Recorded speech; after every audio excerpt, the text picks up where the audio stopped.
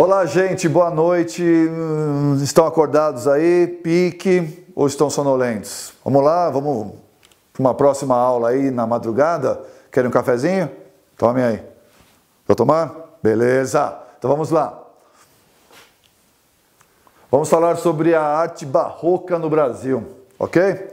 O barroco no Brasil já nasce na época do açúcar, mas se firmou no período da mineração, expandindo-se em várias regiões do Brasil, como Paraíba, Bahia e São Paulo. Foi em Minas Gerais que o surgimento do barroco teve uma perfeição admirável, desenvolvendo-se com grande criatividade, sendo considerado o barroco tardio, ok?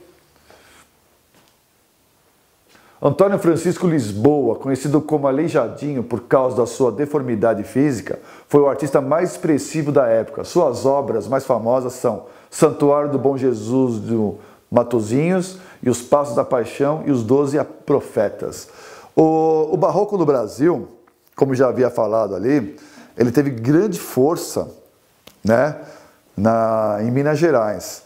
E eu falo para vocês, assim, quando a gente estuda esse barroco do Brasil, a gente não tem ideia a força que o barroco teve quando você está presente em Ouro Preto, né, e outras cidades mais, né. A cidade de Ouro Preto, ela tem uma força tão grande em relação ao barroco, e você vê explicitamente isso nas igrejas, né, de Ouro Preto, Sabará, né, e outras cidades.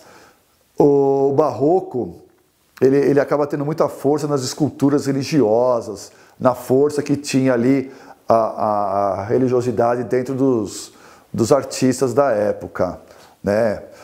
E quando você entra nas catedrais, você acaba vendo as esculturas e você vê explicitamente a força que elas tinham em relação às pessoas, como as pessoas gostavam dessa arte barroca, dessa arte religiosa, e ficavam totalmente fascinados com as imagens que eram esculpidas por esses grandes artistas.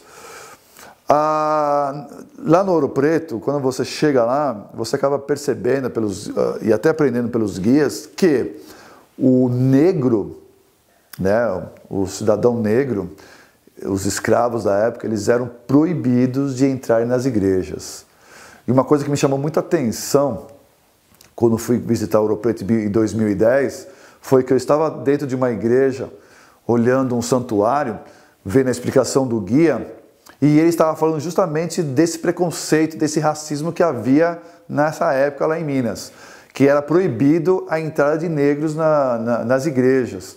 Na hora que ele estava explicando isso, eu estava olhando assim, de repente eu olhei para uma janela assim, bateu um sol assim na janela, eu vi que tinha um negro do lado de fora da janela, prestando atenção no guia, com uma criança negra no colo, assim, olhando aquilo.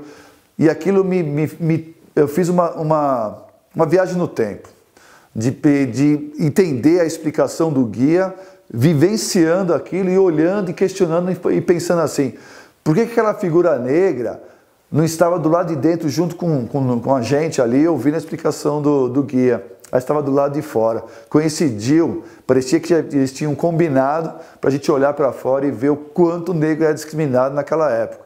Mas o Antônio Francisco Lisboa, o nosso grande Aleijadinho, ele construiu uma catedral, né, porque ele tinha uma miscigenação.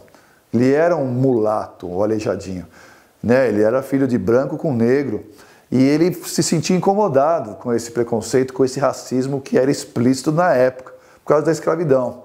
E ele acabou construindo uma catedral só para os negros. E essa catedral era a mais linda de todas, vocês podem ter certeza. Foi a catedral que eu mais me encantei, porque ele fez com muito amor e carinho, em protesto contra os brancos que não deixavam os negros entrarem nas igrejas.